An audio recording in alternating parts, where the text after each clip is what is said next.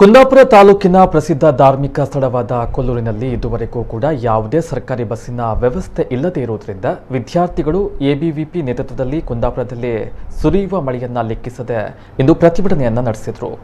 ದೂರದ ಕೊಲ್ಲೂರಿನಿಂದ ಕುಂದಾಪುರಕ್ಕೆ ಸಾವಿರಾರು ವಿದ್ಯಾರ್ಥಿಗಳು ದಿನನಿತ್ಯ ಶಾಲೆ ಕಾಲೇಜಿಗೆ ತೆರಳಲು ಯಾವುದೇ ಸರ್ಕಾರಿ ಬಸ್ಸಿನ ವ್ಯವಸ್ಥೆ ಇಲ್ಲ.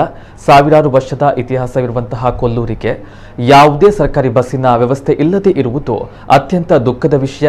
ಸರ್ಕಾರ ಈ ಪ್ರಸಿದ್ಧ ಸ್ಥಳಕ್ಕೆ ಇಂದಿಗೂ ಯಾವುದೇ ಸರ್ಕಾರಿ ಬಸ್ಸಿನ ವ್ಯವಸ್ಥೆಯನ್ನ ಮಾಡದೇ ಇರುವುದು ಒಂದು ಅತ್ಯಂತ ಗಂಭೀರವಾದ ಹಾಗೂ ಮುಜುಗರದ ವಿಷಯವಾಗಿದೆ.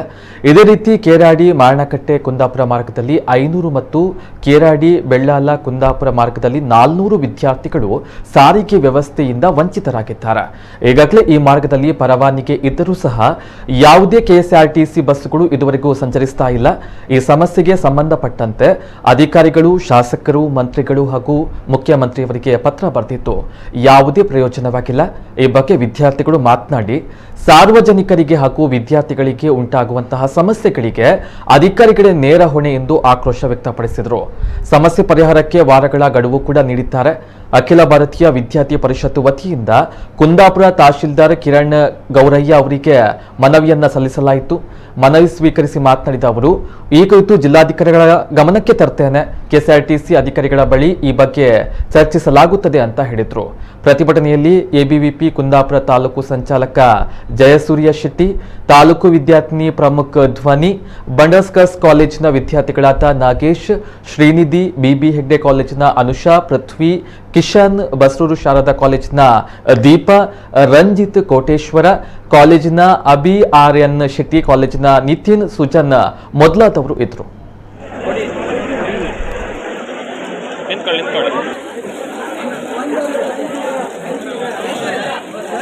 ಬೆಳ್ಳಾಳ ಕೆರಾಡಿ 3 ಭಾಗದಲ್ಲಿ ಪರ್ಮಿಟ್ ಇದೆ. ಪರ್ಮಿಟ್ ಇದ್ರೂ ಬಸ್ಸು ಓಡಿಸ್ತಾ ಇಲ್ಲ. ಹಲವು ವಿದ್ಯಾರ್ಥಿಗಳು ದಿನ 30 ರೂಪಾಯಿ ಫೀಗೆ, 30 ರೂಪಾಯಿ ಫೀ, 80 ಕೊಲ್ಲೂರಿಂದ 80 ರೂಪಾಯಿ, ಕೆರಾಡಿಯಿಂದ 30 ರೂಪಾಯಿ, ಬೆಳ್ಳಾಳದಿಂದ 40 ರೂಪಾಯಿ ಫೀ ಕೊಟ್ಟು ಬರ್ತಾ ಇದ್ದಾರೆ. ಪರ್ಮಿಟ್ ಇದ್ರೂ ಇವ್ರು ಯಾಕೆ ಬಸ್ ಓಡಿಸ್ತಾ ಇಲ್ಲ? 4 ತಿಂಗಳಿಂದ ಎಲ್ಲ ಊರವರೊಟ್ಟಾಗಿ ಮನವಿ ಕೊಟ್ಟಿದ್ರು. ಮನವಿ ಕೊಟ್ಟಿದ್ರು ಅವ್ರು ಸ್ಪಂದಿಸ್ತಾ ಇಲ್ಲ. MLA ಅವರು ಮನವಿ ಕೊಟ್ಟಿದ್ರು, ಸ್ಪಂದಿಸಿಲ್ಲ. ಮೊನ್ನೆ ವಿದ್ಯಾರ್ಥಿಗಳು ಹೋದಾಗ ನಾವು ಹೇಳ್ತಿದ್ರು ಕಂಡಕ್ಟರ್ ಇಲ್ಲ, ಡ್ರೈವರ್ ಇಲ್ಲ ಅಂತ. ಮತ್ತೆ ಯಾರಿಗೆ ಸರ್ ಇವರು ಇಂಪ್ಲಿಮೆಂಟ್ ಮಾಡಿದ್ರು? ಇವರು ಕಂಡಕ್ಟರ್ ಮತ್ತೆ ಡ್ರೈವರ್ ಅಲ್ಲಿ ಎಲ್ಲಿಗೆ ಹೋಗಿದ್ರು ಸರ್? ಎಷ್ಟೋ ವಿದ್ಯಾರ್ಥಿಗಳು ಸರ್ ಬರುವಾಗ ಕ್ಲಾಸ್ ಸ್ಟಾರ್ಟ್ ಆಗೋದು 9:30, ಬರುವಾಗ 9:50, 10 ಗಂಟೆ ಆಗ್ತದೆ. ಕ್ಲಾಸಿಗೆ ತಗೊಳ್ತಿಲ್ಲ. ಹೇಳಿದ್ರೆ ನೀವು ಕ್ಲಾಸಿಗೆ ಲೇಟ್ ಬರ್ತೀರಿ. ಲೇಟ್ ಬರಲಿಕ್ಕೆ ಕಾರಣ ಸರ್ ಇವರು KSRTC ಬಸ್ಸಿಂದ ಸಮಸ್ಯೆ ಅಲ್ವಾ? ಎಷ್ಟು ಹೇಳಿದ್ರು ಇಲ್ಲ. ಅದಕ್ಕೆ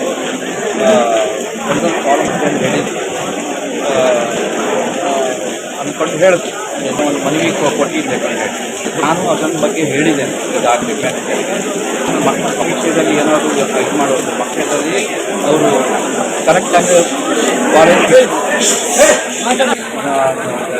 ಓನ್ ವೆಹಿಕಲ್ ಯಾರಷ್ಟು ಇರುವುದಿಲ್ಲ.